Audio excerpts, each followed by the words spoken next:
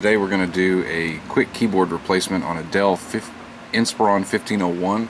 This is probably the easiest laptop to swap a keyboard on. I'll show you why.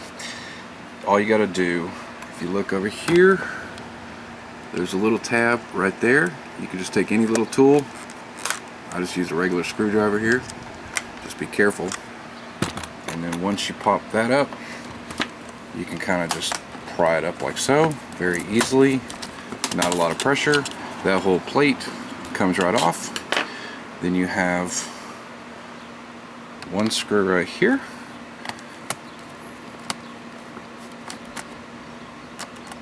There's one, and then two.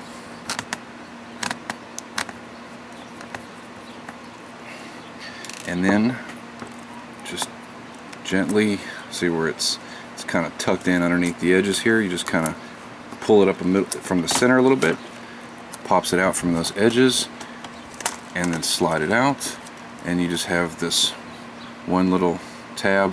You lift that black tab, pull it out, put the new one in, slide that tab back down, put the new keyboard, which this one is, I've already replaced it, put that one in, kind of make sure it fits in underneath the sides, put your two screws back in like so.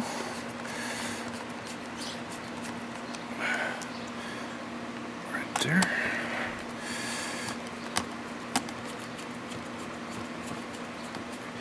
Take your media bar, start it back here underneath this edge, kind of push it down until this side snaps on, and then kind of lay it down.